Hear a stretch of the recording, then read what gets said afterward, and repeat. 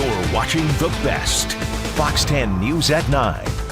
Thanks for joining us tonight. We start with a Fox 10 News alert out of Glendale. Maricopa County Sheriff's Office investigating a deadly accident. They say a man was struck by a car in the middle of Dysart Road and Glendale Avenue. The driver did stay on the scene. The area, though, will be shut down for several hours for the investigation. SRP has been releasing water from dams northeast of Phoenix, and the water has made its way to the Salt Riverbed in West Phoenix. And now it is rushing onto roads, with rain heading our way later this week. Fox 10's Marissa Sarbeck is live in the West Valley with a look tonight. Marissa.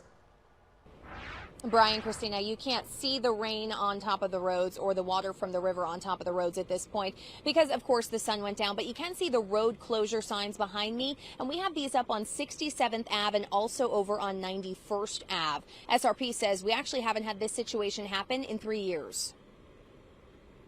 We're going somewhere to another place real quick, but we took this road because the map said go down this way, but it was closed. You can't drive through it, but you can certainly walk up and enjoy the view of running water in the desert. Just checking out the river. It's very cool because normally this road, you can go through the road, but not this time. Snowmelt runoff is leading to these dam releases from SRP and subsequent overflowing of the Salt River. It's typically a dry riverbed. You don't often see this. It's been a few years, but it's a lot of water that's moving through this area. There's a lot of snow up in the watershed and the Verde watershed. So there's a lot more water than what we have capacity to store in the reservoirs. The releases started about 10 days ago and are expected to continue for the next several weeks, prompting SRP to warn people not to attempt crossing the roadways. Winter's been great to help refill the SRP reservoirs. Our reservoirs are about 90% capacity right now, and we expect them to be near full this spring. SRP says this really does help our groundwater supply, but of course those road closures are something to take note of. 67th Ave here near Southern and 91st Ave from Baseline to Broadway. Reporting live in Phoenix, Marissa Sarback, Fox 10 News. Marissa, thank you. And we could see more wet roads as flood warnings are in effect across parts of the state. All right, let's check in with Crystal for the details. Crystal.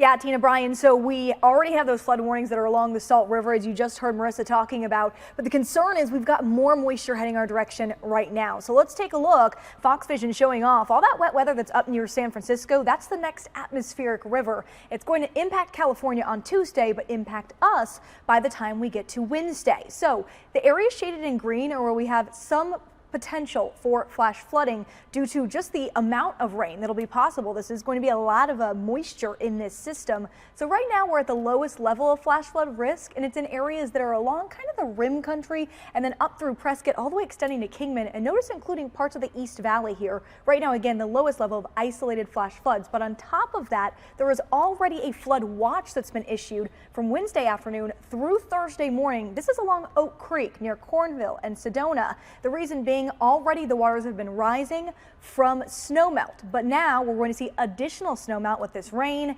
and the rain itself moving into this creek. So folks in that area could see some flooding problems. Corey's going to have more on the exact timing of all that rain coming up. Okay, Crystal, thank you. A 2-year-old has died after drowning in a Scottsdale swimming pool. This happened this morning at a short-term rental home near Scottsdale and Thomas Roads. Police say no one was there at the time and say the child's family lives next door. Paramedics took the boy to the hospital where he died. And tonight, Scottsdale Fire reminding all adults to always watch your kids around water. Don't get fallen into a false sense of security having a pool fence up. Supervision is absolute key. It's a silent killer. Drowning, you slip under the water and nobody ever hears it. Investigators now looking into how the child got into the pool next door. Well, Governor Hobbs and Arizona military members are on a trip to the Middle East this week to begin a new partnership there. It is with the country of Oman, first announced back in October. It links our state to the armed forces of that country, part of a larger security effort around the globe, and allows the Arizona National Guard to train alongside Oman's military. The group will be there for the next few days. You decide tonight. Phoenix will pick the next 2 city council members tomorrow in a runoff election. In District 6, in the race there, it's Kevin Robinson and Sam Stone. They're on the ballot. Robinson is a former assistant police chief at the Phoenix Police Department. He's also a professor at ASU. Stone was previously the chief of staff for outgoing Councilman Sal DiCiccio. Stone was also a policy advisor for Kari Lake's failed campaign for governor. And in the race for District 8, incumbent Carlos Garcia facing Kesha Hodge Washington. He began serving on the council in 2019 and is the co-founder of the Puente Human Rights Movement. Washington is a former assistant attorney general and has practiced law in Phoenix for 2 decades. Chase Field packed for another night for the World Baseball Classic, kind of like the World Cup for baseball. Team USA fell to Mexico last night. Tonight, though, they take on Canada. Fox 10's Stephanie Bennett joins us live downtown with more of the fun. Hi, Steph. Hey guys, yeah, it's been an exciting and very busy 2023 to say the least. I mean, people out here are just having a ball, if you will. And of course, the last few months we've seen the Super Bowl, we've seen the WM Phoenix Open, and we've also seen spring training. And now, of course, we have this, the World Baseball Classic, of course. And local businesses around downtown say, keep it coming.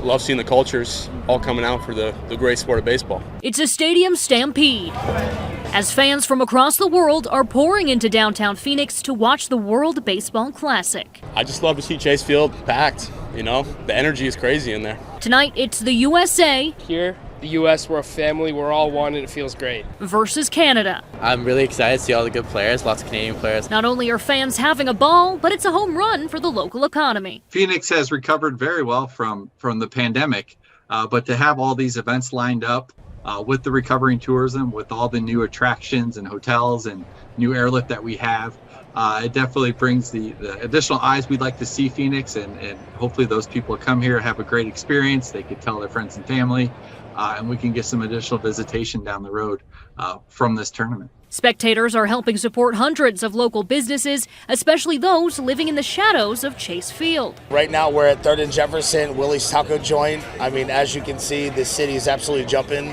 Super excited. The WBC has brought so much to the valley. We couldn't be happier. Rough ballpark shows, sales have been a real hit. I mean, it's in some ways it's been really overwhelming, but it's been very, very, very, very awesome for the business.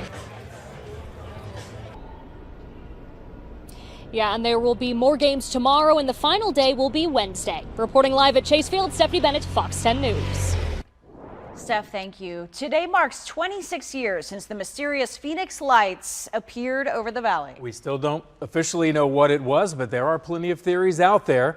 So let's go back to the evening of March 13th, 1997. Suddenly, people across Arizona started seeing this. A miles-long V-shaped group of lights gliding quietly overhead. So, was it a military mission, a prank perhaps, or visitors from outer space? The questions and confusion still persist after all these years have passed. Now, of course, we're much more open to it recently as being real, and the Phoenix Lights is one of the premier mass sightings that they're looking at as being authentic, because thousands of people saw these massive craft or objects hover right over them, glide right over them, rooftop level. Some people said they could have thrown a stone at it. It was that close. The Harkins Theater in Scottsdale hosted a community forum on the Phoenix Lights today and aired a documentary about the mysterious sighting. Still ahead at 9, 2 banks collapsing in a matter of days. Why this has small businesses and startups on edge. And a big data breach at an Arizona state agency. What happened and which records may have been at risk.